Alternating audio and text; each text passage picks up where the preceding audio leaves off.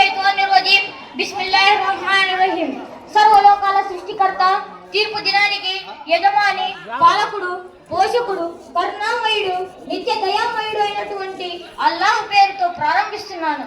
గౌరవనీయులైన సభాధ్యక్షులు మరియు ముఖ్య అతిథులారా, మా పిలుపుని అంగీకరించి ఈ వార్షిక సంయుక్త సమావేశానికి హాజరైనందుకు మీకు మనస్ఫూర్తిగా ఆహ్వానం పలుకుతున్నాము. ఈ రోజు నేను చెప్పబోయే అంశం సోషల్ మీడియా యొక్క లాభాలు మరియు నష్టాలు. ప్రస్తుత సమాజంలో నూతనమైన వస్తువుల ఆవిష్కరణ వలన ఈ ప్రపంచం చాలా వేగంగా అభివృద్ధి చెందుతుంది. అదేవిధంగా ప్రస్తుత కాలంలో సోషల్ మీడియా చాలా అభివృద్ధి చెందినది. Internet, news paper, radio, computer ఇలా మొదలైన సోషల్ మీడియాలు ఈ ప్రపంచంలో అధిక ప్రాధాన్యత సంతరించుకున్నవి. సోషల్ మీడియా అంటే తూర్పు నుండి పడమ వరకు, ఉత్తరం నుండి దక్షిణం వరకు, మహాసముద్రాల లోతుల నుండి ఆకాశం ఎత్తు వరకు ప్రతి చిన్న పెద్ద విషయాలను తమ ఇంట్లోనే కూర్చొని పూర్తిగా తెలుసుకోవడం. సోషల్ మీడియాని మనం రెండు రకాలుగా విభజించవచ్చు. ఒకటి ప్రింట్ మీడియా మరియు ఎలక్ట్రానిక్ మీడియా.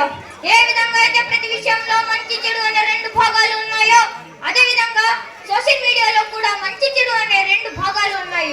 సోషల్ మీడియా వలన కలిగే లాభాలు. సోషల్ మీడియాతో విద్యను పొందడం. ఇస్లామియా చదువులకు చాలా ప్రాముఖ్యత ఉంది. అదేవిధంగా ప్రస్తుత కాలంలో ఇస్లామియా చదువులకు చాలా ప్రాముఖ్యత ఉంది. ప్రవక్త ముహమ్మద్ సల్లల్లాహు అలైహి వసల్లం ఈ విధంగా తెలియజేశారు: ఇస్లామియా చదువులు చదవటం ప్రతి ముస్లిం పురుషుడు మరియు స్త్రీ పట్ల విధి చేయబడింది. లాక్డౌన్ సమయంలో ఏ వస్తువుని పొందాలి అన్న ఎన్నో ఇబ్బందులను మనం ఎదుర్కోవలసి వచ్చింది. కానీ ఒక విద్య మినహా, ఎందుకంటే YouTube, WhatsApp, Facebook, Instagram, Telegram వంటి జూమ్ వంటి సోషల్ మీడియా యాప్ ద్వారా చాలా సులభంగా విద్యను పొందాము. కానీ మన పూర్వీకులు అనగా సహాబీలు, తాబైన్లు, తాబైన్లు మరియు ముహద్దిసీనులు హదీసులను క్రోడీకరించడానికి బహు దూరపు ప్రయాణాలు చేసేవారు. అలాంటిది ప్రయాణం చేసి హదీసులను పొంది వాటి ద్వారా అనేకమైన పుస్తకాలు రచించారు.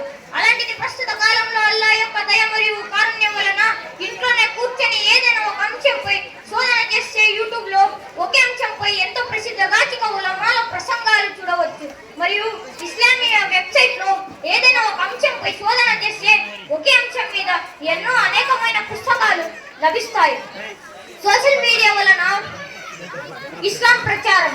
YouTube, WhatsApp, Facebook, Instagram, Telegram వంటి సోషల్ మీడియా యాప్ ద్వారా ప్రపంచంలోని మారుమూల ప్రాంతంలో ఉన్న మానవులకు సైతం ఇస్లాంకు సంబంధించిన విషయాలను తెలియజేయడానికి ఈ సోషల్ మీడియా యాప్ ద్వారా చాలా సులభంగా తెలియజేయచ్చు. అల్లాహ్ తాలా దివ్య ఖురాన్లో ఇలా అంటున్నారు: దీనికంటే మంచి పని మరేముంటుంది? ఎవరైతే అల్లాహ్ వైపునకు ఆహ్వానిస్తున్నారో. సూర్య ఫుసిలత్ ఆయత్ నంబర్ 33. సోషల్ మీడియా వలన మార్గాలను కనుగొనడం. మీడియా పూర్తి భూమండలం యొక్క ప్రదేశాలు మరియు స్థలాల యొక్క మార్గాలను మ్యాప్ రూపంలో రూపొందించి ఒక అప్లికేషన్ అభివృద్ధి తయారు చేసింది. దీనిని ప్రయాణికులు అందరూ సద్వినియోగం చేసుకుంటున్నారు. అనైతిక చర్యలను ప్రోత్సహించడం. నేడు ముస్లిం సమాజంపై ఉన్న గౌరవాన్ని సోషల్ మీడియా ద్వారా ఇది కేవలం ముస్లిం సముదాయానికే కాదు, యువత్ ప్రపంచ ముస్లిం మానవాళి గౌరవానికే సవాలుగా మారింది. డిష్ యాంటీనా మరియు విదేశీ టీవీ వంటి ఛానళ్లు చిన్న పిల్లలను మొదలుకొని చిన్న పెద్ద తేడా లేకుండా అందరూ సద్వినియోగం చేసుకుంటూ ప్రతి ఒక్కరూ కార్టూన్లు, సినిమాలు మరియు సీరియల్స్ అలవాటు పడ్డారు. ఒక రిపోర్ట్ ప్రకారంగా ప్రతి నెల 70,000 నుండి 80,000 వరకు అమెరికా, జపాన్ వాళ్ళు అశ్లీల చిత్రాలు చూస్తున్నారు. మరియు మరొక రిపోర్ట్ ప్రకారంగా ప్రతి నెల మన భారతదేశంలో 98% జనాభా కేవలం అశ్లీల చిత్రాలు చూస్తున్నారు. దీంట్లో కేవలం యవ్వనపు వయసులో ఉన్నవారే కాదు, పెళ్లి అయిన స్త్రీ మరియు పురుషులు కూడా ఉన్నారు. దీని వలన అనైతిక చర్యలను మరియు లైంగిక అవినీతిని తలెత్తింది. దీని వలన ఆడవాళ్ళు జీన్స్ టీషర్ట్ ధరిస్తూ లైఫ్ ఫాలోయింగ్స్ మరియు డబ్బు కోసం ఫ్యాషన్ అనే పేరుతో తమ సిగ్గును విడిచి పరలోక జీవితాన్ని మర్చి ఇహలోక జీవితానికి మొగ్గు చూపుతున్నారు. స్త్రీలు పురుషుల దుస్తులు ధరించడం మరియు పురుషుడు స్త్రీల దుస్తులు ధరించడం నిషిద్ధం.